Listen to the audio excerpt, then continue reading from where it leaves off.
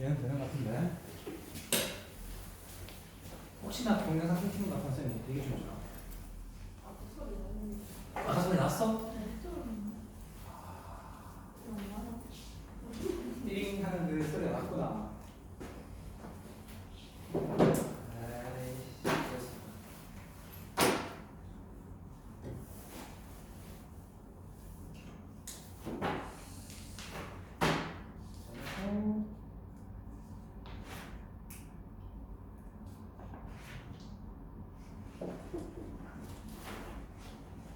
넘어가도록 하고요. 자, 그래서 두 번째 내용으로 좀 넘어가겠습니다. 20페이지가 지금서 20페이지.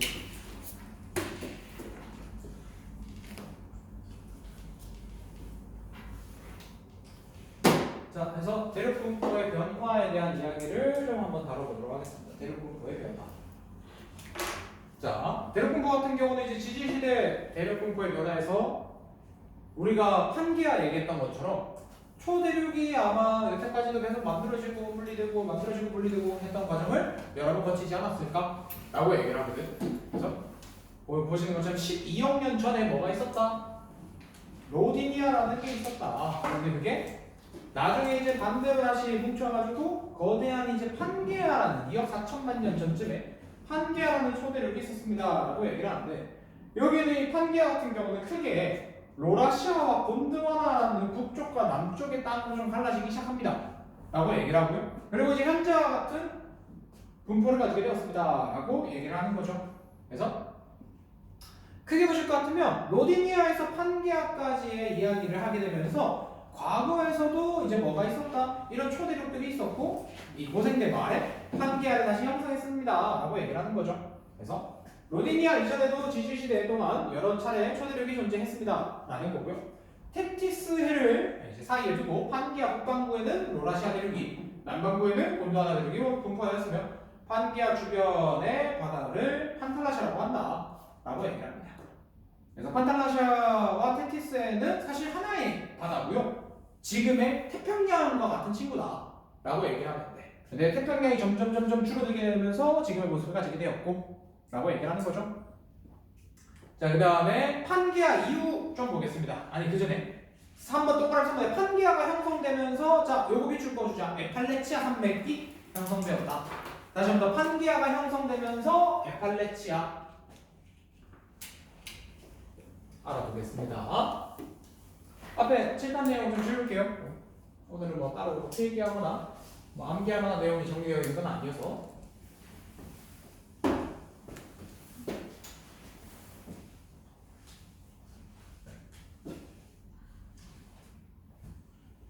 자, 그래서 우리가 얘기하는 이제 로디니아라는 게 12억 년 전이었습니다. 라고 얘기를 하는데 횟수까지는 외우지 마시고요. 자, 로디니아에서 이제 뭐로 가고 있다? 판게아로 가고 있다. 그리고 얘가 이제 분리되어서 현재와 같은 모습을 가지게 되었습니다. 라고 얘기를 할 때 이제 로디니아에서 판게아가 이제 완성되는 그 순간이 있을 거 아니야, 그지? 그럼 땅과 땅이 부딪혔겠죠? 그러면 충돌령이 일어나게 되면서 산맥이 만들어질 수 있어요 라고 얘기를 하는 겁니다. 그래서 이때 에팔레치아 산맥이 만들어졌습니다 라고 얘기를 하는 거죠. 자, 그 다음에 밑에 판게아 이후로 넘어가겠습니다. 자, 미안합니다. 여기도 오타가 좀 있어요. 판게아 이후 약 2억 년 전 중생대 초에 이제 판게아가 분리입니다. 분뇌라고 적혀 있을 건데 분리되기 시작했다. 자, 그리고 열곡을 따라 용암이 분출되면서 대륙이 이제 분리되었겠죠. 그래서 동그라미 1번에 로라시아 대륙이 유라시아 대륙과 북아메리카 대륙으로 분리되었습니다. 라고 얘기를 하는 거고요. 자, 그 다음 로라시아 대륙이 곤도와나 대륙에서 거의 분리되었고 곤도와나 대륙에서 아프리카 대륙과 남아메리카 대륙이 분리되었습니다. 이 과정에서 대서양이 확장되었죠. 라고 얘기를 하는 거야. 그래서 요때 이제 판게아 이후 같은 경우는 대서양 확장이라는 말이 나와요. 대서양 확장. 없던 대서양이 만들어지기도 했지만 확장되기도 했다. 라고 얘기를 해주시면 될 것 같고요. 그 다음에 중생대 말 신생대 초에 남극대로 인도대륙 오스트랄리아 대륙이 분리되었고요. 그 다음 아프리카 대륙에서 마다가스카르 섬이 분리되었습니다. 그 다음에 신생대 초중기에 인도 대륙이 유라시아 대륙과 충돌하여 티베트 우원과 히말라야 산맥이 형성되었습니다. 라고 얘기를 하는데 히말라야 산맥도 얘기를 해야 되죠. 요것도 밑줄 꺼주시고요. 그래서 현재에도 두 대륙이 충돌이 계속돼요. 히말라야 산맥의 높이가 상승하고 있죠. 그래서 1950년대 측정했던 높이가 8,848m거든. 지금 아직 측정 안 했는데 더 높아졌을 겁니다. 라고 얘기를 해주시면 돼요. 자, 그 다음에 그래서 산맥에 대한 이야기를 할 것 같으면 사실 한도 끝도 없어요. 왜? 여기다 더 얘기할 것 같으면 사실 이것도 있습니다. 안데스 산맥도 이때 만들어져요.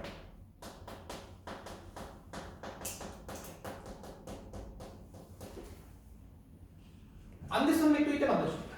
라고 얘기를 할 수 있기 때문에 사실 산맥의 끝에는 한도 끝도 없어요. 그나마 이제 추가되면 안데스 산맥 정도까지만 보셔도 충분해요. 라는 거. 판의 경계에서 만들어지던 것 중에 하나입니다. 라고 얘기를 하시면 되겠고요. 그리고 이제 2번 미래의 대륙분포 변화로 넘어가겠습니다. 미래의 대륙분포 변화.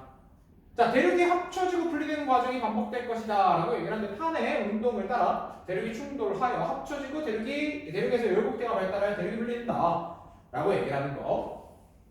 그래서 판의 이동 속도와 방향을 분석하여 대륙 분포를 예측할 수 있다. 동아프리카 열곡대가 나중에 이렇게 변하겠구나. 이런 것들을 예측할 수 있다 라고 얘기를 하는 거고요. 앞으로 2억에서 2억 5천만 년 후에 새로운 초대륙이 형성될 겁니다 라고 얘기를 하고, 초대륙 형성 주기는 약 3억에서 5억 년입니다 라고 얘기를 하는데, 밑에 그림 한번 보자. 밑에 그림. 초대륙 중심에서 마그마의 활동이 일어나면서 이제 해저에서 해령이 형성되죠. 그래서 보통 이제 그림으로 간단하게 그리면 이런 식으로 그림을 좀 그려요. 얘도 이렇게 이제 안쪽으로 벌어지네. 그럼 이 점선 체크한 곳이 어디다? 해령입니다 라고 얘기를 하면 되겠다, 그죠? 그래서 이제 시간이 지납니다. 시간이 지나요. 얘들이 쭉 움직이면 마지막에 어떻게 되겠어요? 반대편에서 이제 부딪힐 거 아니야. 그죠? 만약에 이제 반대에서 부딪힙니다. 얘들이 충돌을 했습니다 라고 얘기를 하게 되면 여기서 이제 다시 소멸하게 되는 구조를 얘기하시면 되겠다, 그죠? 그래서 이동을 하게 되어서 마지막에 다시 뭉쳤으니까 초대륙이 형성됐다.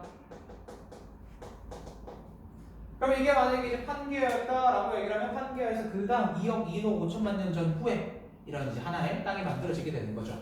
그래서 이게 판게아 울티마라고 이름이 불리는데, 스코티지라는 사람이 예측했습니다라고 얘기를 하는데, 지금 대륙에서 대서양이 제일 큰 바다가 돼요. 대서양이. 그리고 여기 이제 이 땅들이 이렇게 뭉쳐가지고 이런 식의 이제 땅을 만든다라고 얘기를 하더라고. 땅이 이렇게 생겼어요. 얘가 인도양입니다. 인도양을 중심으로 호주 땅하고 아프리카 땅하고 뭉쳐서 이렇게 호수를 만들고 나머지는 다 바다를 만들 거다라고 예측을 하는데, 지금대로만 움직인다면. 근데 사실 2억 5천만 년 뒤면은 너무 긴 시간이기 때문에 우리에게는 사실 어떻게 될지 정확하게는 확인이 불가능하긴 하죠. 이걸 우리가 판게아 울티마라고 하는데 이름 자체는 크게 신경 쓸 필요는 없습니다. 어쨌든 이렇게 뭉칠 수가 있다는 점 참고를 해주시면 되겠고요. 얘가 또 그림으로도 잘 나와요. 이렇게 그림으로도 순서 물어보고 난 다음에 어떻게 변할 것인가, 충돌할 것인가, 이런 것들을 물어보는 경우도 있기 때문에 참고해 주시는 걸로 하고요. 자, 그리고 마찬가지 좀 넘어가겠습니다. 이번에는 25페이지.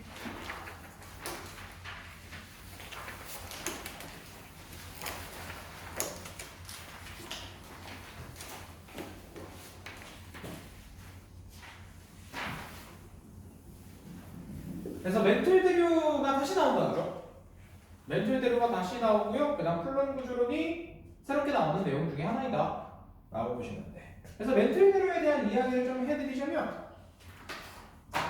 25쪽에 연약과 사건 내에서의 방수성 원소의 붕괴 결과 멘트 상하부 깊이의 온도 차이가 이제 느리지만 물질의 대류를 만들어내고 있다, 그죠? 라고 얘기를 하는 거고, 그래서 멘틀이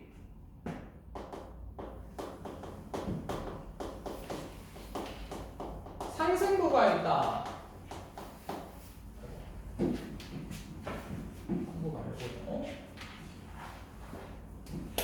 멘틀이 상승이 일어나는 지역이다라고 한번 해볼까? 멘틀이 상승이 일어나는 지역. 멘틀이 상승이 일어나는 지역 같은 경우는 어떻게 돼?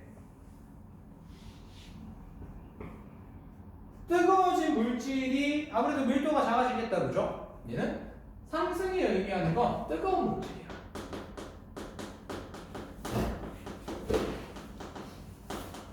왜? 그래야 밀도가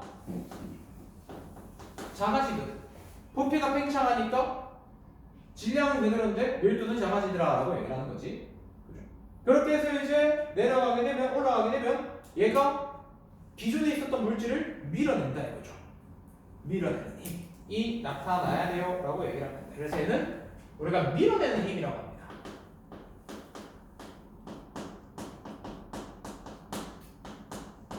밀어내는 힘 같은 경우는 우리가 력으로 표현하면 뭐라고요? 장력입니다. 장력이라고 부를 거예요. 장력. 알겠지? 그 다음에 두 번째, 멘틀이 상승하는 곳이 있으면 뭐 하는 곳도 있어요? 하강하는 곳이 있어요. 얘는 상대적으로 찬 애들이야, 뜨거운 애들이야? 그렇지. 찬 물질이죠. 그러면 얘들 밀도가 상대적으로 뭐하다? 크다 라고 얘기를 하는데, 그렇기 때문에 얘들이 나타내는 힘은 뭐다? 반대로 잡아당기는 힘이 되어있다 이거야. 판이 잡아당기는 힘.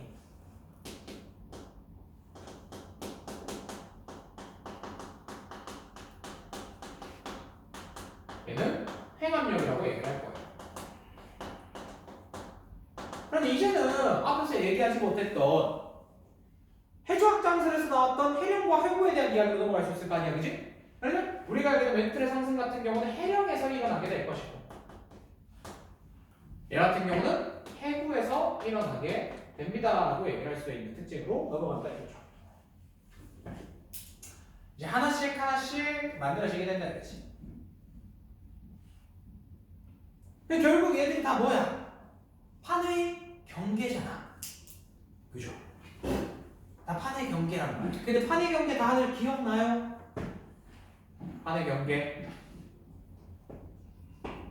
자, 우리 판의 경계에 대한 해석을 하나 해보겠습니다. 첫 번째, 요거는 쌤이 뭐 필기 시간 드릴 테니까 일단 쭉 보면서 아는 만큼 얘기하면서 보는 걸로 합시다. 첫 번째, 판의 경계가 세 가지가 있어요. 뭐부터 할까? 발산형, 또 수렴형, 그 다음에 보존형,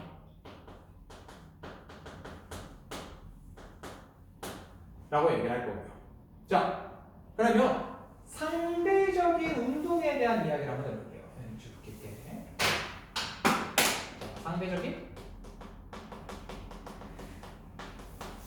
산의 이동. 발산형 같은 경우는 어떻게 됩니까? 어떻게 돼요? 서로 멀어져야 돼? 가까워져야 돼? 멀어진다.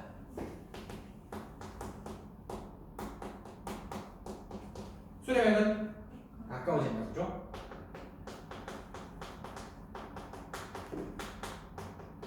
그 다음에 보존형은 가까워지지도 멀어지지도 않지만 뭐예요? 서로 뭐합니까? 깔려 움직인다, 그지?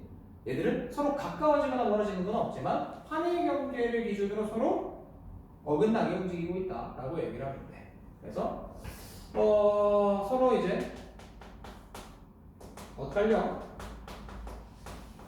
움직인다라고 얘기를 하는 수평이동이라고 합시다. 수평이동. 서로 수평이동. 나한테 가까이 오지도 멀어지지도 않고 서로 이제 양쪽으로 움직이고 있다라고 얘기를 하면 되겠다, 그지? 자, 그러면 이때 그 상대적인 판도 있지만 판의 종류도 있어요.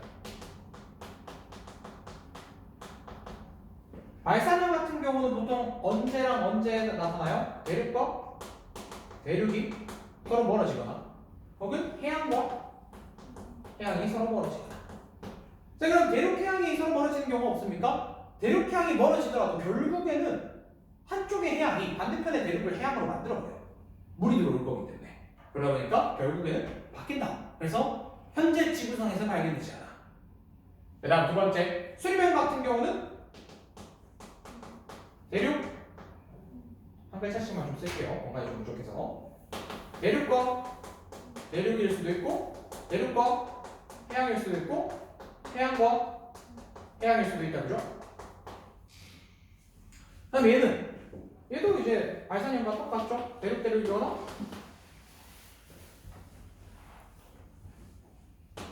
대되거나 그 다음에 해거나 라고 얘기를 하시면 돼요. 이게 우리가 알기는 이제 판의 종류란 말이야. 그래서 이렇게 해석을 해주시면 될 것 같고 그러면 얘들을 통해서 우리가 얘기를 해야 되는 게 화산 활동이 일어나는지 지진 활동이 일어나는지 실제로 지형은 어떤지 그리고 힘은 어떤 힘이 작용하는가까지 좀 얘기를 해볼 거예요. 다시 한 번 더. 이제 화산, 지진, 그리고 이를 통해서 만들어진 지형, 그 다음에 힘에 대한 이야기를 한번 해볼게요. 그러면 발산형 같은 경우는 어떻게 될까? 화산 활동이 일어나요? 안 일어나요? 일어나요. 지진 활동이 일어납니까? 안 일어납니까? 일어나요. 그런데 지진에는 깊이에 따라서 해석하는 방식이 존재했습니다. 천발, 중발, 신발이라고 그러죠. 천발은 몇 킬로미터까지?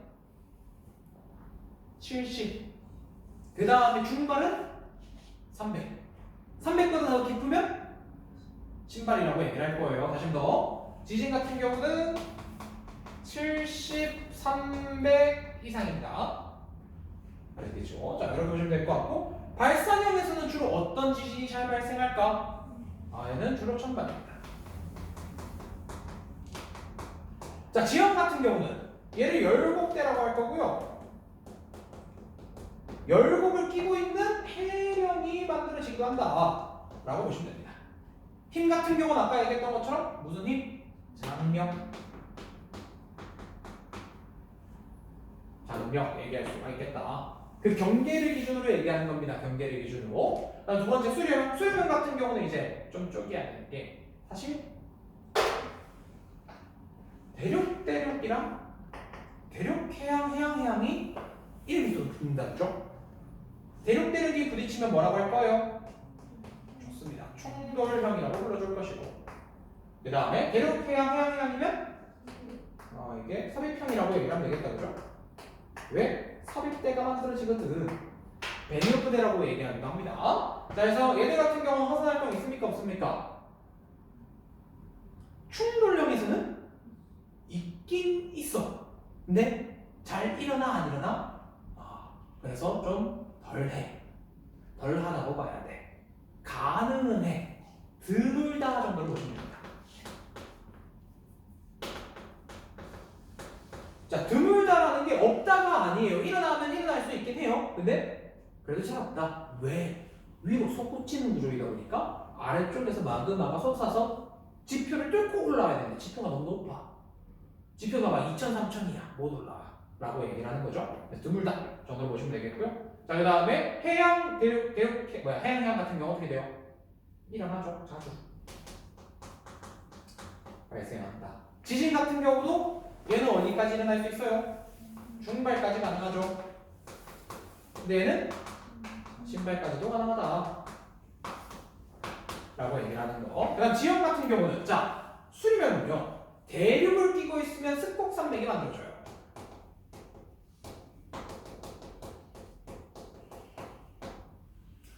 근데 해양을 끼고 있으면 해구가 만들어져요.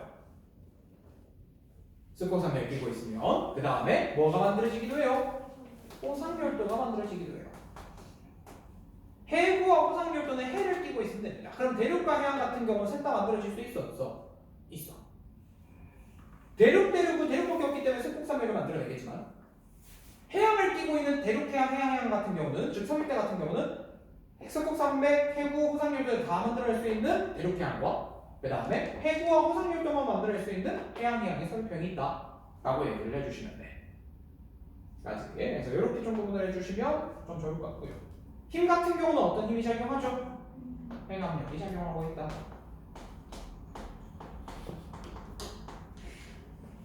라고 보시면 되겠습니다. 자, 그 다음 보존형 같은 경우는 화산활동 있어요? 없어요? 얘는 없다고 봐야겠다, 그죠? 근데 가능성은 있어. 지진활동이 일어날 때 화산활동도 같이 일어날 수 있긴 하지만 거의 없다라고 보는 게 맞아. 거의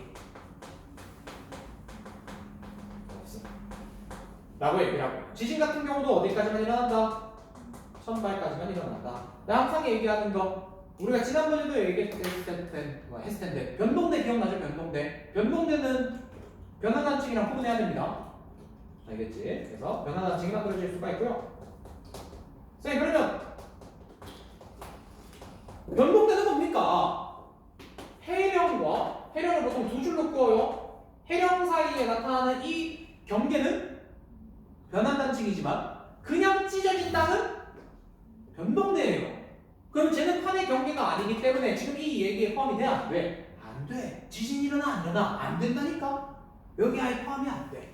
얘들은 그냥 찢어졌을 뿐이야 라고 얘기를 하시면 돼요.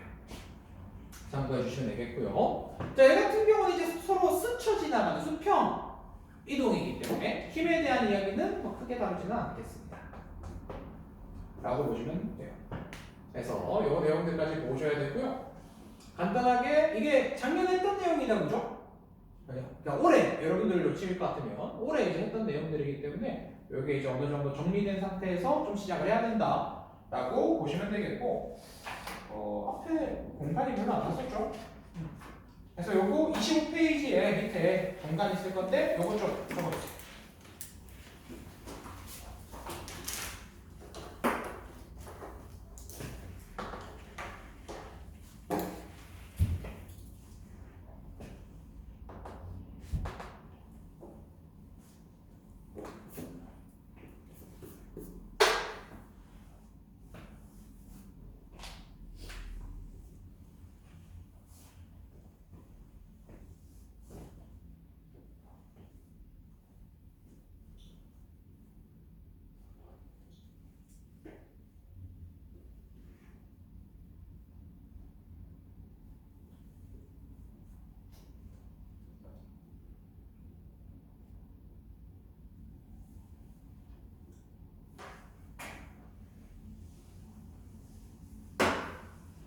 표만 그리시면 돼요. 그 그림은 잠깐만 쌤이 그려놓을 거니까 참고할 겁니다.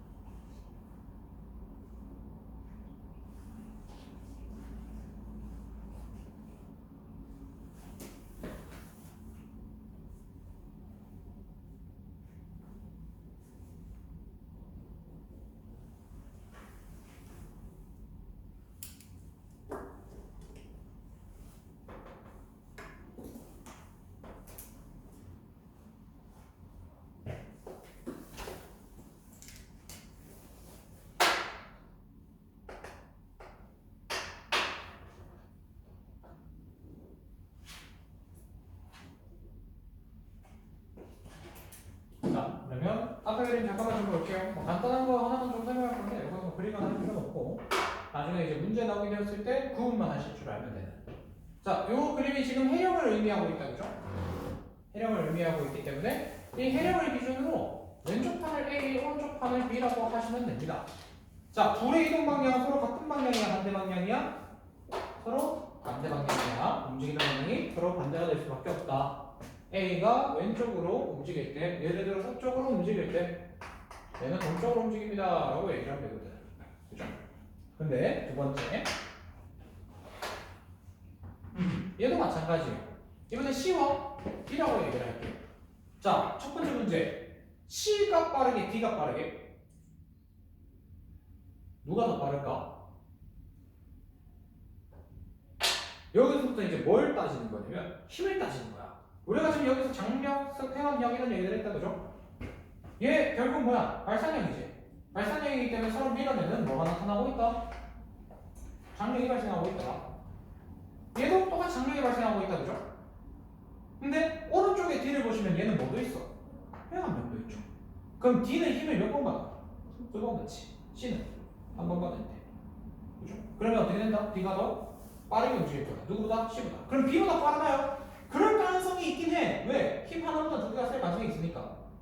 그죠? 근데 절대적인 힘의 크기를 비교할 때 둘이 꼭 하나보다 세다라고 얘기할 수 있나? 그건 아니다, 그죠? 왜냐면 진짜 말도 안 되게 얘 힘이 70인데 얘 힘이 합쳐서 20, 40이어서 60밖에 안 됐을 수도 있어. 알겠죠? 그렇기 때문에 독립적인 조건에서 따지지 않습니다. 근데 단 지금처럼 같은 힘에 대해서 얘기하는 것 같아요. 보통 A와 B는 같을 가능성이 높아요. 여기는 C와 D는 다를 가능성이 높아요. 이렇게 지금 얘기를 해주셔야 돼요. 아시겠죠? 그래서 하나 더 얘기를 해드리자면 이런 형태를 띠고 있는 바다가 대서양입니다. 대서양이 보통 장력으로만 움직이는데 태평양 같은 경우는 장력의 회합력이 같이 나타나는 바다가 있어요. 그게 우리가 이제 안데스 동태평양에서 나타나는 동태평양 해구에 대한 개념으로 보시면 될 것 같습니다. 그래서 이렇게 대류 자체도 있긴 하겠지만 이런 대류 자체도 있긴 하겠지만 지금 얘기하는 것처럼 판들이 밀어내거나 잡아당기는 힘도 존재한다. 해령에서 밀어내거나 해구에서 잡아당기는 힘도 우리가 멘틀 대류 이외에도 추가적인 힘을 얘기할 수 있다 라고 보시면 되겠습니다. 그래서 확인해 주시고요. 그 다음에 그래서 이제 25페이지에 마저 설명을 좀 해드릴게요. 마저. 자, 그래서 맨 아래쪽에 보시면 서울대의 분포와 판의 이동 속도라고 되어 있는데 일반적으로 판의 이동 속도는 해령과 함께 서울대가 있는 판이 서울대가 없는 판보다 빠르고 서울대의 면적이 넓을수록 빠르다라고 얘기하는데 지금 얘기하는 게 이 내용이죠. 얘만 있는 것보다 해령만 있는 것보다 해령에 해구까지 있는 애가 더 빠르게 움직일 것이고 이 소입대가 길면 길수록 그만큼 빨아들일 수 있는 힘이 커질 거 아니야? 그러면 이제 더 빠르게 움직일 수 있다 라고 얘기를 하는 거지. 그래서 심할 경우에는 이 해령이 해구로 소입되는 경우도 있습니다. 그럼 이제 해령이 소멸되기도 해 라는 거. 이것도 나올 수 있으니까 나중에 참고해서 같이 보도록 하고요. 자, 그 다음에 이제 넘어가시면 26페이지 거의 다 했어요. 말만 많지 이제는 설명 자체가 그렇게 막 많거나 어렵지가 않아. 어렵지가 않습니다.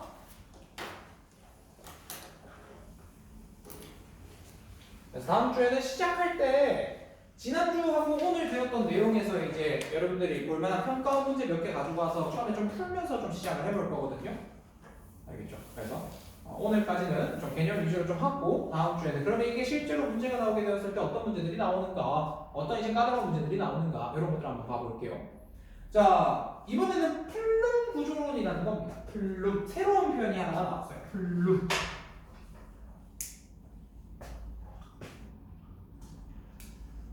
자, 플룸 구조론이라는 개념인데 앞에 이제 나왔던 내용 중에 하나가 뭐냐면 멘틀 대로설 같은 경우는 한계점이 있어요. 어디까지만 이제 얘기를 하느냐? 멘틀 상부까지만, 연약권까지만. 연약권이 몇 킬로미터도 이제 깊이에요? 400이란 말이야. 딱 400까지만 이야기를 해보자라고 얘기를 하는 게 멘틀 대로설이야. 그렇기 때문에 전지구적인 걸 설명하지 못해. 멘틀 대응에서의 한계야. 이따가 한 번 더 정리를 해드릴게요. 그리고 두 번째, 우리 화산이 판의 경계에서만 이제 생성됩니까? 화산 활동이 판의 경계에서만 있어요? 아니잖아. 그치? 이 판의 경계가 아닌 곳에서도 화산 활동이 일어난단 말이야. 그럼 마그마가 생겨야 된단 말이야. 그럼 이 마그마는 도대체 어떻게 설명할 건데? 를 다루는 게 우리가 알기는 플루조이에요. 굉장히 오랜 시간 천천히 일어나는 겁니다. 그래서 설명부터 좀 해드릴게. 첫 번째,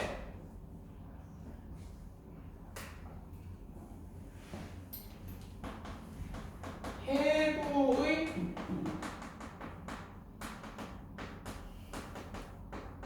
서해 때는 해안지각이 뭐예요? 소멸되죠. 근데 우리가 컴퓨터에 휴지통에 넣어서 삭제하듯이 데이터가 사라지듯이 뿅 하고 사라져? 아니잖아. 지표에 있었던, 그러니까 지각이라고 불릴 수 있었던 애들이 멘틀로 내려가는 거잖아. 그죠? 멘틀로 내려가는 거란 말이야. 그럼 상대적으로 표면에 있었기 때문에 깊은 애보다 차가워요, 뜨거워요? 차가워요. 상대적으로 차갑습니다. 그래서 해구의 서울대에서 차고, 차갑다는 얘기는 부피가 크단 얘기야, 작단 얘기야? 부피가 작단 얘기야. 부피가 작단 얘기는 밀도가 크단 얘기예요, 작단 얘기예요? 밀도가 큰 물질들이 내려가기 시작합니다. 하강하기 시작해요. 다시 한 번 더.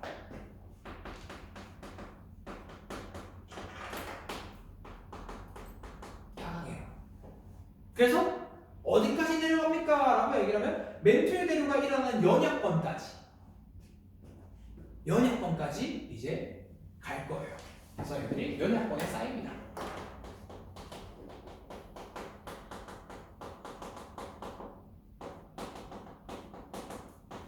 왜? 밀도가 크기 때문에 못 떠.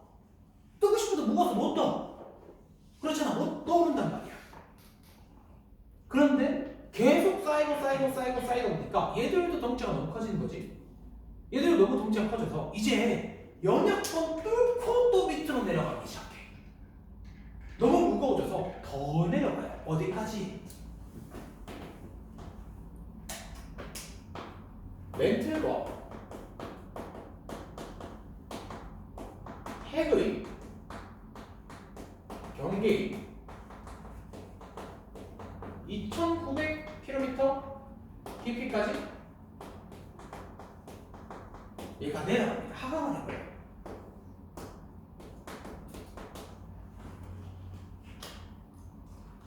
우리가 이걸 계산을 하진 않아. 왜 이 밀도가 내려갈 수 있고 얼마만큼의 속도다 이런 건 안 해. 그냥 단순히 내려간다 이거야. 그러면 어려운 내용이 아닌 진짜 머릿속으로 상상을 해보자. 가득 차 있는 곳에 무언가를 집어넣을 거예요. 그냥 넣을 수 있습니까? 아니면 빼고 넣어야 됩니까? 빼야지. 얘도 마찬가지야. 멘틀과 핵의 경계이지 2,900km 깊이까지 하강을 했으면 어쩔 수 없이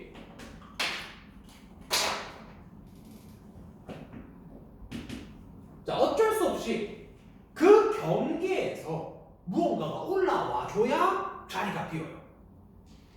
누군가가 나와야. 그렇잖아. 내가 2등을 하다가 1등을 할 거면 1등이 내려와야지.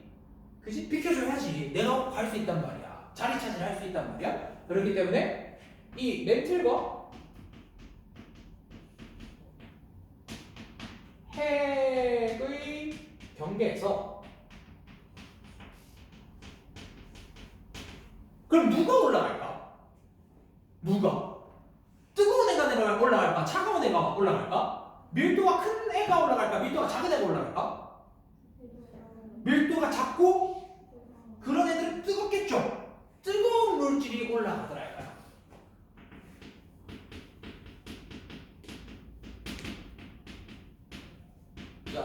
뜨겁고 밀도가 작은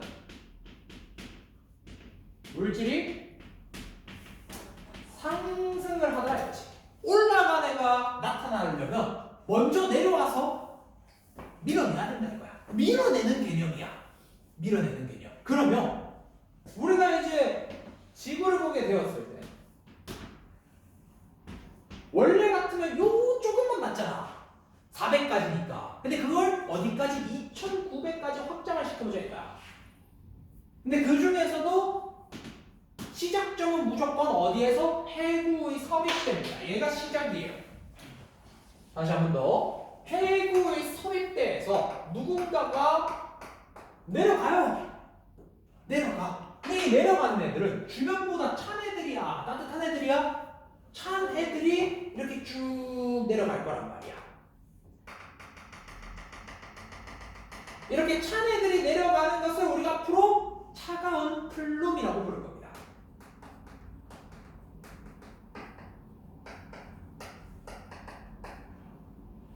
차가운 플룸. 그럼 차가운 플룸이 이렇게 내려오는 만큼 이 공간은 한정적이기 때문에 가방이 가득 차 있기 때문에 여기서 무언가가 나와야 돼. 나와야 돼요. 그 나오는 것을 이제 표현하게 되면 대신에 차가운 플룸은 어디서 내려갑니다가 정해져 있다. 왜? 내려갈 곳이 섭입대밖에 없거든. 섭입대밖에 없단 말이야. 충분한 물질이 내려갈 만한 데가. 그런데 올라가는 것은 랜덤이야. 랜덤 뽑기야. 왜? 하필 그 중에 제일 뜨거워야 돼. 하필 그 중에 밀도가 제일 작아야 돼. 그렇잖아. 우리 여드름도 얼굴에서 날 때 어디서 올라올지 모르잖아. 왜? 하필 거기가 내 몸에서 약한 부분이거든. 하필 거기가 이제 막 기름이 그런 성분들이 지나가던 곳일 거란 말이야. 그럼 올라오는 거란 말이지. 그치? 랜덤으로 올라와요. 그 랜덤으로 어쨌든 올라가서 뿅 하고 나오게 될 건데 나오기 직전, 지표를 뚫고 나오기 직전에 여기에서 이제 요 마그마를 이루고 있어. 왜? 뜨겁잖아. 뜨겁단 말이야. 그래서 올라오는 건 뜨거운 플룸이라고 얘기를 할 거고 지표 바로 아래 마그마를 만든 채로 대기를 합니다. 얘는 우리가 앞으로 열점이라고 부를 거예요. 열점은 뒤에서 다루는 거 하고요. 차가운 플룸과 뜨거운 플룸도 결국 어때? 대류야 아니야? 대류가 나타난다 그지? 상승과 하강이 나타나기 때문에 자연스럽게 수평적인 게 나타나게 될 건데 이러한 대류가 일어날 수 있습니다. 전지구적인, 전체적인 걸 얘기하는 건 우리가 플룸 구조론이다라고 얘기를 합니다. 플룸 구조론은 이제 우리가 멘틀 대류선을 어떻게 비교를 하냐면 원동력부터 그 다음에 일어나는 장소에 대한 비교를 좀 많이 해요. 원동력부터 일어나는 장소. 다시 한 번 더. 미리 좀 적어둘게요. 여기다 적으면 되겠다. 자, 멘틀 대 플룸. 아마 여러분들이 이제 뭐 다른 교재를 쓰시거나 할 때도 마찬가지 많이 적혀 있는 내용 중에 하나인데, 자, 첫 번째 장소 같은 경우는 얘는 멘틀 어디에서만 사실 연약권이라고 얘기하는 게 제일 맞겠죠? 다시 한 번 더 연약권에서만 일어나는 거고 얘는 멘틀 전체입니다.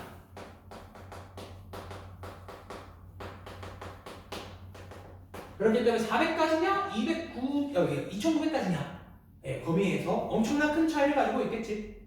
큰 차이를 가지고 있다 라고 얘기를 해야 돼. 그 다음에 얘들이 이제 일으켜내는 현상 있잖아. 이걸 통한 영향, 얘를 통한 영향 같은 경우는 얘는 판의 경계를 만들어낸다 그죠? 우리가 오른쪽 아래에 열심히 이제 정리를 해서 막 해놨다 그지? 얘들이 일어날 수 있다 그지? 근데 얘는 뭐야? 판의 경계가 아닌 생뚱맞은 곳에서도 화산 활동이 일어나더라고. 그렇지. 그렇기 때문에 얘는 전지구적이죠.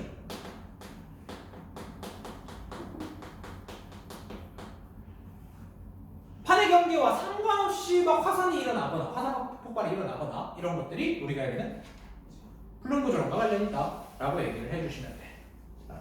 원동력 같은 경우는 어떻게 됩니까? 원동력. 얘는 방사성 원소죠. 방사성 원소가 얘들을 움직이게 만듭니다 라고 얘기를 할 거 아니야, 그치? 근데 얘들은 플룸의 이동으로 해석을 하자 이거야. 플룸의 이동. 플룸이 차가운 게 내려오다 보니까 자연스럽게 뭐한다? 움직이게 되면서 전체적인 느리지만 대류를 이뤄낸다 라고 얘기해서 플룸의 이동이라고 보시면 됩니다. 플룸 자체가 원동력이다 라고 보는 거죠. 움직임에 대한 해석이 가능하니까. 그럼 우리가 실제로 이 차가운 플룸과 뜨거운 플룸을 발견을 했을까? 발견을 했습니다. 그래서 26페이지에 보시면 차근차근히 내용 한번 볼게요. B에 플룸 구조론. 자, 플룸 구조론은 멘틀 내부에서 온도 차이로 인한 지구 내부의 밀도 변화 때문에 플룸의 상승이나 하강이 일어나 지구 내부의 변동을 일으킵니다. 플룸. 지각에서 멘틀 하부로 하강하거나 멘틀과 핵의 경계에서 지각으로 상승하는 기둥 모양의 물질과 에너지 흐름, 에너지까지도 같이 표현을 한다. 열이 움직이기 때문에. 자, 그 다음 차가운 플룸 같은 경우는 수렴형 경계에서 서입된 판의 물질이 상부 멘틀과 하부 멘틀의 경계부에 쌓여있다가 그 다음에 밀도가 커지면 멘틀과 핵의 경계부까지 가라앉아 형성되는 차가운 하강류. 그래서 조심해야 되는 게 아까도 얘기했던 해구 서입대에서 차고 밀도가 큰 물질이 하강하는데 연약관에 쌓여있다가 알겠지? 상부 멘틀과 하부 멘틀의 경계에 쌓여있다가 그러고 난 다음에 이제 내려가기 시작하면 우리가 이제 어디까지? 멘틀과 핵의 경계 6,500km 깊이까지 하강하더라 라고 얘기를 하는 거야. 그러면 쟤 때문에 멘틀과 핵의 경계에 뜨겁고 이제 밀도가 작았던 물질이 상승할 수 있는 원동력이 된다 라고 하는 거죠. 순환이죠. 순환 말 그대로. 그래서 뜨거운 플룸을 보시면 차가운 플룸이 멘틀 최하부에 도달하면서 온도 교란과 물질을 밀어올리는 작용이 일어나 형성되는 뜨거운 상승류라고 하시면 되겠습니다. 그래서 이번에 지구 내부 플룸구 운동이라고 얘기해서 아시아 지역의 거대한 플룸 하강류가 남태평양과 등에 이제 두세 개의 거대한 플룸 상승류가 있어 멘틀 전체의 전반에 걸쳐 이제 대류 운동이 일어나고 있다라고 되어 있다, 그죠? 그래서 침강하는, 하강하는 플룸이 있는 것처럼 상승하는 플룸도 두세 개가 있다라고 보시면 됩니다.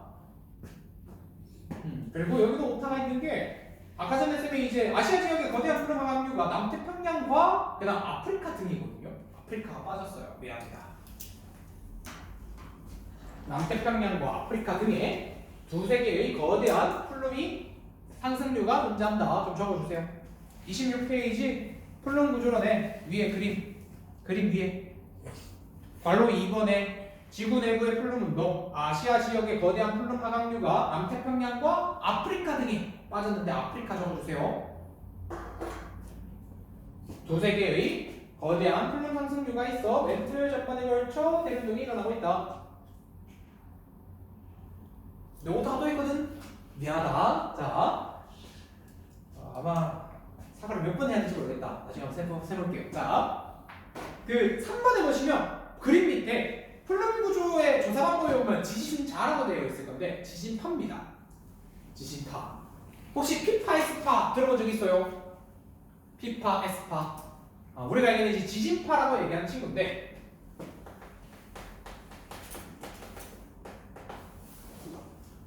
지진파는 파동이야, 파동. 파동은 매질의 진동이 전달될수록 유리해. 그럼 한번 물어보자. 내가 만약에 이제 여러분들한테 가서 이제 터치를 해야 돼. 가까울수록 빨라요? 멀수록 빨라요? 가까울수록 빠르다, 그지? 이 진동의 터치가 우리가 얘기하는 파동의 속도예요. 그러면 고온의 물체가 있고 저온의 물체가 있어요. 고온 같은 경우는 입자 운동이 활발한 만큼 입자의 사이가 가까워요, 멀어요?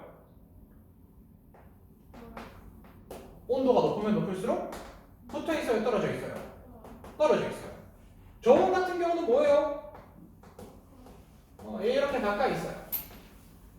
그럼 실제로 같은 공간을 비교하는 것 같으면 아마 저온의 입자는 더 많이 이렇게 분포되어 있을 거야.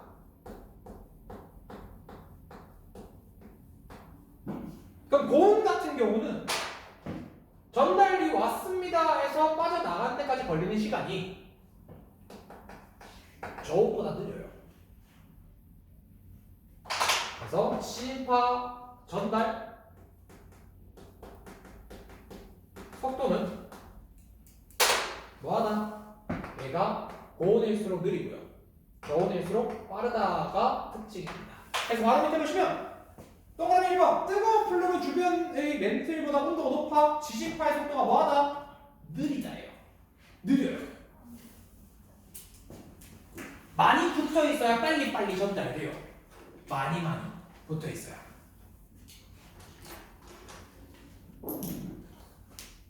그런데 차가운 플룸 같은 경우는 주변의 멘틀보다 온도가 낮기 때문에 지진파의 속도가 뭐하다? 빠릅니다. 그래서 자료 해석에서 많이 나와요. 자료 해석에서.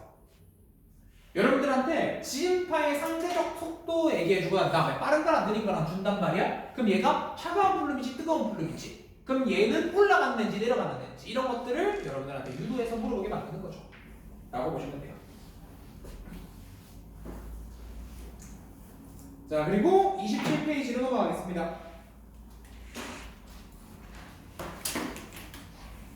그래서 열점, 아까 쌤이 얘기했던 거 뜨거운 플룸이 올라와서 지각 아래 마그마가 생성되어 있는 것을 열점이다라고 얘기를 하기로 했다, 그지?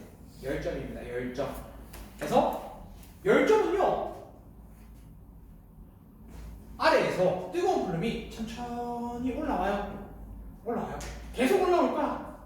계속 올라오다 보면 이 열점도 공간을 피워내줘야 밑에서 올라올 거 아니야, 그지? 그러면 마그마가 빵 하고 분출합니다.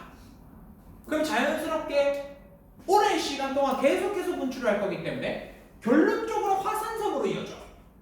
화산섬으로. 그래서 내가 결국에는 분출해서 화산섬 만들고 한다는 거지. 근데 문제는 이거야. 지각은 그러면 가만히 있습니까?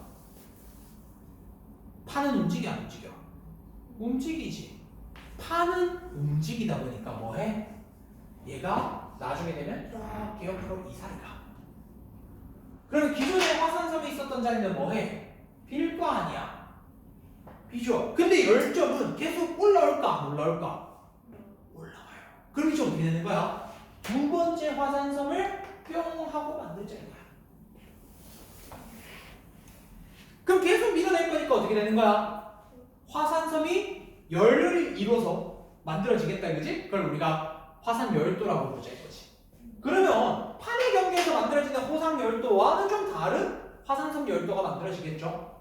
라고 얘기를 하는 거야. 왜? 판의 경계와 대칭으로, 해령에서 대칭으로 만들어지는 혹은 해구와 대칭으로 만들어지는 화산섬과는 다르게 얘 같은 경우는 판의 이동 방향을 예측할 수 있는 화산섬의 나열이 나타나. 이걸 우리가 열점이다라고 얘기를 할 거거든. 그렇기 때문에 열점 같은 경우는 판에 포함되어 있으면 돼? 안 돼? 뭐 사실 크게 상관은 없습니다. 왜? 어차피 아래쪽에서 계속 올라오니까. 그러면 판의 이동에 의해서 열점은 이동을 한다 안 한다? 안 해요. 판이 아무리 움직여도 열점은 이동하지 않아. 자체적으로 이동하는 게 아니라면 똑같은 장소에서 계속해서 나타날 겁니다. 라고 얘기를 하시면 돼요. 그래서 내용을 보시면요. 자, 열점과 화산섬의 생성 내용을 보겠습니다. 27쪽 두 번째 줄. 뜨거운 플룸으로 형성된 열점에서 마그마가 지각을 뚫고 분출하여 화산섬이나 해산을 형성한다. 화해섬이 가장 대표적이죠. 자, 그래서 열점과 화산섬의 분포를 얘기하시면 상부 멘틀의 대류를 따라 판이 이동해도 열점의 위치는 거의 변하지 않고 마그마를 계속 분출하기 때문에 열점은 하부 멘틀에서 올라온 뜨거운 플룸에 의해서 생성되다 보니까 판이 아무리 움직여도 상관이 없다 이거야. 암석권 바로 아래에 열점이 생겨 있다 이거야. 암석권 바로 아래에. 그렇기 때문에 아무 상관이 없다. 그래서 이제 두 번째 내용으로 넘어가시면 열점에서 생성된 화산섬이나 해산은 판의 이동 방향으로 배열된다 이거지. 그러면 하와이도 마찬가지. 하와이 섬의 나이를 확인하게 되면 여태까지 땅이 어느 방향으로 판이 이동했는지를 알 수 있다 이거야. 자, 그 다음에 3번에 열점에서 멀어질수록 화산섬이나 해산의 나이가 당연히 많아지겠죠. 왜? 마그마가 냉각되어서 그 이후로 나이를 측정하게 될 거기 때문에 쭉 나이가 많아질 거란 말이야. 그 다음에 전 세계적으로 확인된 열점은 수십여 개고요. 해안판 내부에도 있고 대륙판 내부에도 있는데 그 중에 우리는 웬만하면 하와이 섬이나 뭐 옐로스톤 정도 얘기를 하는데 옐로스톤도 잘 안 해요. 미국에 있거든요. 잘 안 해요. 웬만하면 누구 얘기하자? 하와이 얘기하자 라고 보시면 돼. 그래서 밑에 3번에 열점으로 알 수 있는 사실 요거는 하나의 유형 자체로 나옵니다. 3번에 나오는 열점으로 알 수 있는 사실은 얘가 자체가 유형이야. 이거 자체를 물어봐. 자, 판의 이동 속도. 나이가 주는 화산섬에서 나이가 가는 화산섬 방향으로 판이 이동했다. 아, 그냥 쉽게. 여기 땅이 있었어. 나이를 봤다. A가 1억 살이고 얘가 2천만 년이야. 아까랑 똑같아. 얘는 어디서 만들어진 애야? 여기서 만들어진 애야. 그럼 어디로 이동한 거야? 만약에 4를 그리면 북서방향으로 지금 땅이 이동하고 있습니다 라고 얘기를 하는 거지. 근데 만약에 있잖아. 여기 나이를 측정해 봤는데 여기 나이를 얼마라고 할까? 4천만 년, 6천만 년이라고 해볼까? 6천만 년 전이래. 얘가 1억 년 전이고. 그러면 자 봐요. 4천만 년 동안 이동한 거리랑 4천만 년 동안 이동한 거리가 같아 달라? 다르지? 그러면 판의 이동 속도도 우리가 알 수 있다 이거야. 판의 이동 속도도. 그래서 이거는요 정확하게 언제가 빨랐다는 안 해요. 7천만 년이 5천만 년보다 빨랐다 이렇게 안 해요. A에서 B까지와 B에서 C까지의 평균 속도를 보통 물어봅니다. 무슨 섬에서 무슨 섬까지의 평균 속도가 이 섬보다 빠르다. 이런 식으로 물어볼 거기 때문에 요 시간을 거리로 나눠주시면 됩니다. 알겠지? 이런 식으로 많이 물어보게 되고요. 가져보시면 되겠고요. 자, 보겠습니다. 그 그림 오른쪽에 있는 점들 내용 한번 볼게요. 화산 활동 하와이 섬에서 일어나고요. 화산 섬의 나이 하와이 섬에서 멀수록 많고요. 판의 이동 방향, 섬이 비어있는 방향으로 보면 태평양판이 북서쪽으로 이동하였다. 하와이 섬의 미래 앞으로 태평양판에 따라 북서쪽으로 이동할 거고요. 하와이 섬의 이제 자리는 새로운 화산섬이 생성될 것이다. 그리고 지금도 화산 폭발이 일어나고 있죠. 일어나고 있습니다. 그래서 쌤이 이제 여러분들 다 나이가 그렇게까지 많지는 않은데 쌤 몇 살 정도로 쌤 나이 아니? 쌤 몇 살일 것 같아?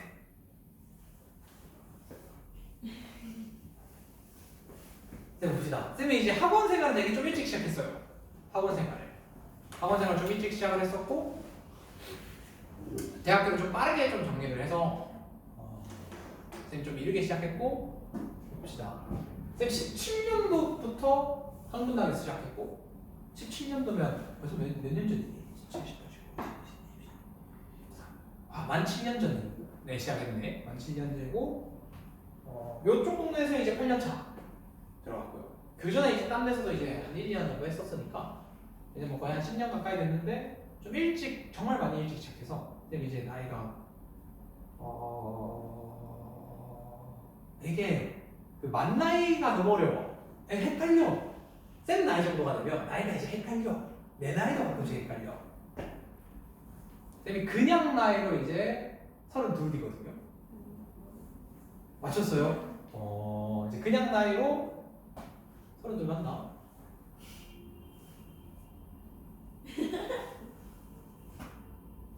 아니 뭐 그쯤이거든요. 31인가? 내년에 32 되나? 하여튼 그럴 거야. 아니 그쯤인데 쌤이 평생 살면서 작년까지 해외여행을 한 번도 못 갔어. 올해 다 갔어요. 올해 간 이유가 있었어. 첫 번째가 이제 사람한테는 잘 안 믿지만 아홉수라는 게 있다고 하잖아. 아홉수라는 게 있어서 이제 쌤이 만으로 이제 29이었으니까 그 바뀌는 해야. 선생님의 인생이 바뀌는 해야. 그리고 그 아홉수라는 뜻도 있긴 하지만 전체적으로 자기마다 운수가 돌아오는 그 나이가 있대. 그 나이를 작년에 지났거든. 그래서 올해부터 운수가 좋다는 거야. 올해부터. 근데 그럴 만한 여러 가지 이야기들이 있어. 쌤이 처음에 해외여행을 처음으로 갈 법했던 게 이제 졸업여행, 고등학교 졸업여행. 여러분들 고등학교 졸업여행 없죠? 안 가잖아. 왜 안 가는지 아니? 우리 때문에 없었어.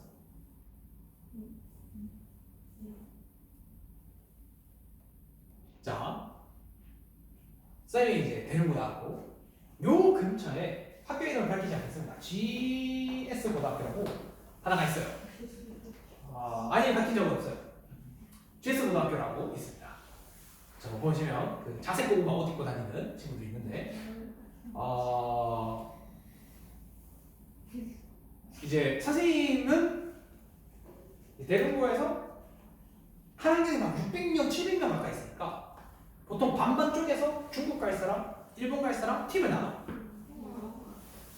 왜 그렇게 가도 300명이니까 엄청 많잖아. 그렇게 해서 이제 졸업여행 가는데 수능 치고 가거든요. 수능 치고. 근데 경신고등학교가 쌤 학교보다 2주인가 빨리 갔어요. 우리가 1월 말이었고 걔들이 1월 초였어. 그래서 경신이 먼저 갔다 왔었는데 GS가 먼저 갔다 왔었는데 그 혹시 모르잖아 어떻게 됐지. 갑자기 막 나중에 막 이럴 수도 있으니까. 갔다 왔었는데 이제 그 친구들이 가서 재밌게 놀았겠지. 1월이니까 이제 성인이잖아. 근데 여러분들 하나 알아두셔야 될 게 있어. 졸업 전까지는 청소년인 거 아니? 성인인데 청소년이야. 술 마시는 건 돼. 청소년 출입 금지는 못 가. 몰랐지? 수능 치고 1월 1일에 교복 벗고 야씨 술 마시자 클럽 가자 띵까띵까이 돼. 노래방은 못 가. PC방 못 가. 클럽 갈 수 있나? 클럽 갈 수 있을걸? 거기는 청소년 금지업소가 아니야. 웃기지? 이게 참 웃기다니까. 청소년의 기준이 졸업이라서 학교 졸업이라서 그럼 쌤 자퇴하면요 가도 돼요. 자퇴하시면 됩니다. 좀 희한해 이게. 하여튼 그런 상황이었는데 이제 이 GS 고등학교에 수능을 잘 치셨겠지. 이제 모 친구가 밤에 새벽 탈출을 해서 외국에서요? 중국에서 막 술 마시고 막 담배 피울 수 있는 막 노래방 가서 게임판 시다가 종업원을 팬 거야. 우리겠지? 근데 그 중에 한 명이 뺐겠지? 그래서 다 같이 중국 공안에 잡혀갔어. 근데 여러분 알아두셔야 돼요. 우리나라 경찰하고 중국 공안은 달라요. 공산당이기 때문에 걔들은 마음에 안 들면 무한히 괴롭힐 수 있거든. 우리랑 달라. 알겠죠? 우리는 이제 막 다른 나라 와가지고 깽판 쳐도 아씨 쟤들 막 이렇게 해야 되는데 걔들은 그럼 죽여! 사형! 하면 가야 돼. 그래서 잡힌 거야. 그래서 난리가 났어. 쌤들이 진짜 난리가 났어. 그래서 결국 잘 돌아왔거든요. 한 하루가 이틀 붙잡혀 있다가 막 이래저래 막 우리나라에서 막 사람 가고 이래가지고 막 해결이 됐어. 난리가 난 거야. 진짜 거짓말 안 하고 그때 검색해보시면 나올 건데 그 9시 뉴스 첫 번째 특보에 나오는 이야기야. 첫 번째로 오늘의 뉴스입니다 하면서 이제 시작하잖아. 대구 수성구에 뭐 이제 소재 모 고등학교가 이제 다 같이 이제 해외여행 갔는데 졸업여행 갔는데 이러이러한 사고가 있어서 지금 조사 중입니다. 이렇게 막 시작했던 뉴스가 있었어. 그러고 난 다음에 그 다음날 교육부에서 명령이 떨어진 거야. 아니 너네 수능 치고 그 고삐 풀린 애들, 고삐 풀린 거 맞아요? 수능 치고 나면 다 같이 고삐가 풀려 있어요. 나는 나사 하나씩 뺍니다. 나사 하나 빼고 새로운 이사 하나 살 거잖아요. 돌리면 평소에 하지 못했던 또라이 같은 짓들을 할 수 있는 나사가 돌아와요. 그러니까 그 짓을 이제 하다 보니까 그런 애들 300명씩 데리고 해외여행까지 가니까 사고 치는 거 아니냐. 알아서 해외여행 가게 각자 보내라. 너네 나가지 마 취소. 그래서 없어졌어. 졸업여행은 그것 때문에 없었어. 세월호 때문에는 수학여행이 줄었고. 그래서 졸업여행을 작게 가는 데도 있긴 했거든. 다는 안 없을 거 아니야. 근데 그러고 그것도 다 없어진 거지.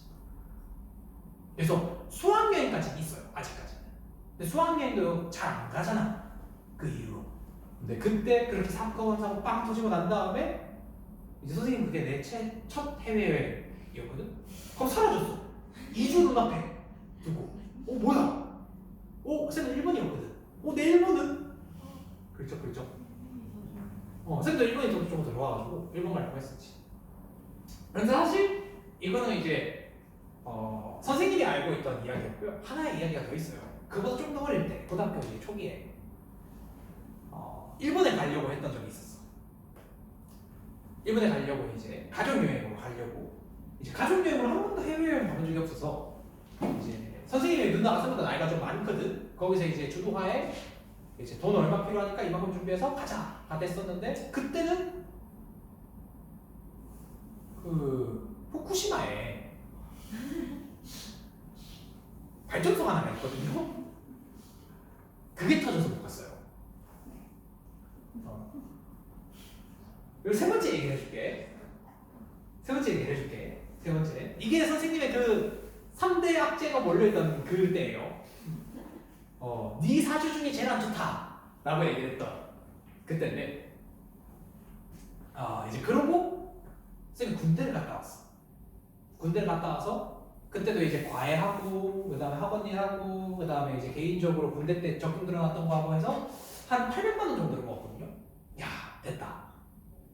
이거는 바로 유럽 가야 된다.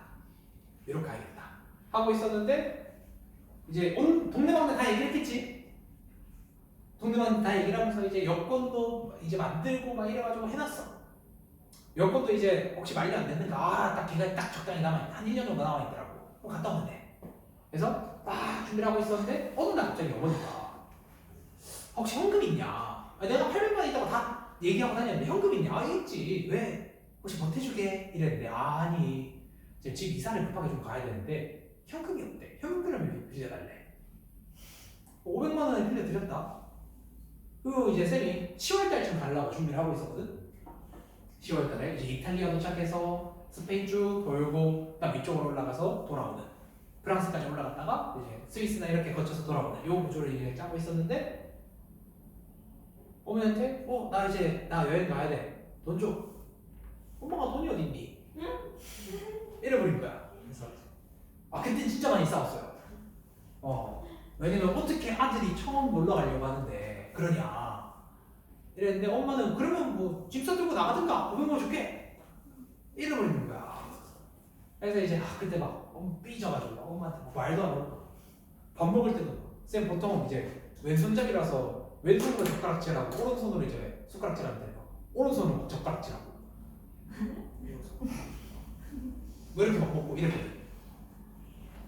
그러다가 지금은 이제 웃으면서 지나가는데 그래서 이제 못 갔었던 어쩌다 보니 못 갔었던 이제 일이 있었고 그거는 이제 그냥 해프닝으로 좀 지나갔어요. 그 정도는 괜찮아. 그리고 이제 17년도인가 18년도에 아마 그 쌤이 방금 나온 하와이를 이제 여행 가려고 쉬는 날이 좀 잘 맞아서 4월 말쯤에 여러분들 이제 중간고사 치잖아. 그 시기가 쌤 딱 그 휴무하고 딱 겹쳐가지고 한 8일을 쉴 수 있더라고. 거기다가 5월 5일 껴서 황금 연휴야. 5월 5일 껴서 5월 5일 때문에 애들이 전부 다 5월 초에 시험 다 친 거야. 그럼 쌤은 4월 말에 떠나면 돼. 야 이거 딱이다. 가야 된다. 출발하자 해서 열심히 이제 계획을 막 다 짜요. 나의 첫 여행이자 휴양지니까 이제 없는 돈 있는 돈 다 끌어모아서 가서 하고 싶은 거 다 해봐야겠다.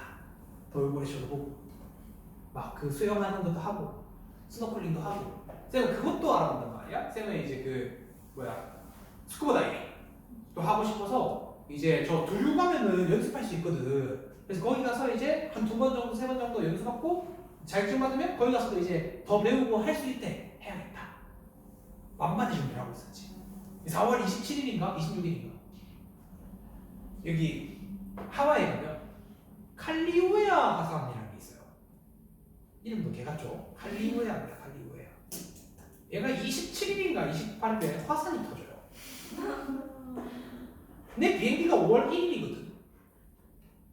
쌤은 그리고 5월 8일부터 어버이날부터는 돌아와서 한국에서 다시 이제 개강을 해야 돼.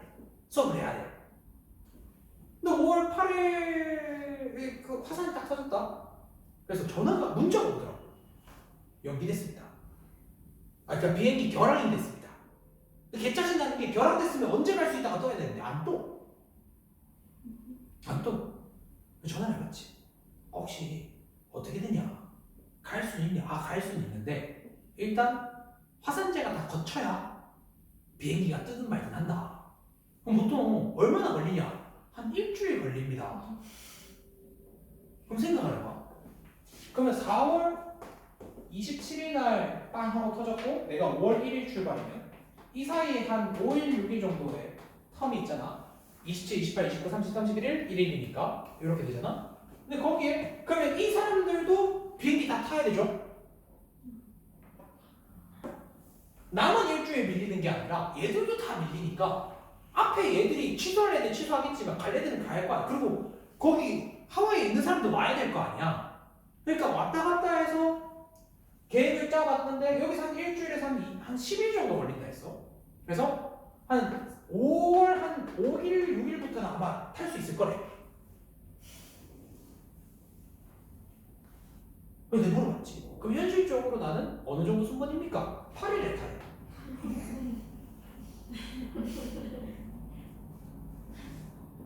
아니 이게 4월 막 28, 29 이때 막 애들 시험 대비하고 있어서 막 바쁠 때였단 말이야. 이제 마지막 수업하면서 테스트 치고 직전 테스트 치고 나 부족한 개념을 확인하고 나 개인적으로 이거 외워라 이거 공부해라 이거 시키고 있을 텐데 잃어버리니까 앞뒤로 안 맞는 거야. 그러고 이제 정신 차리고 4월 30일 날 무릎 맞는 게 이거야. 나 이때 뭐해? 열심히 찾아봤지. 비행기표를. 내가 하와이 왔다 갔다 하는데 비행기표가 한 130만 원 정도밖에 안 줬거든. 근데 이때 일본 가는 게 100만 원이에요. 평소에 일본 한 40만 원, 50만 원 왔다 갔다 한단 말이야. 성수기니까 100만 원이에요. 와 너무 억울한 거야. 동남아를 알아봤어. 동남아도 80만 원, 90만 원이에요. 평소에 30만 원 갔다 온 데가 이제 100만 원 가까이 하는 거야. 너무 억울한 거야. 이 돈 주고 못 가겠는 거야. 안 갔잖아. 그래서 못 가겠더라. 부들부들 떨리더라고. 너무 억울한 거야. 못 갔다 적이 있어요. 사실 이게 끝은 아닙니다. 또 있어. 하나만 더 얘기해 줄게. 내가 이러고 난 다음에 뭘 생각을 했냐. 그때 이제 지하철 타고 어디 가는데 그 옆에 막 도를 믿으십니까? 가 있었어. 거기서 막 얘기를 하고 있는데 막 조상님께 막 뭘 해야 된다. 막 예의를 차려야 된다. 해서 막 이런 얘기 하잖아. 여기서 그냥 지하철에서 막 듣고 있었거든. 참 열심히 산다. 그러면서 생각했는 게 내 조상님은 뭐하지? 아니 내 조상님은 나 혹시 나 죽지 말라고 해외 나가면 나 죽나? 이 생각이 들더라고. 어느 순간 너 이제 해외 나가면 너 죽고 나 가지마 하면서 조상님 막아주나? 이런 생각이 드는 거야. 그러고 난 다음에 이제 19년도에 쌤 이제 초등학교 때부터 초중고등학교 이제 여러분이가 이제 모여 있는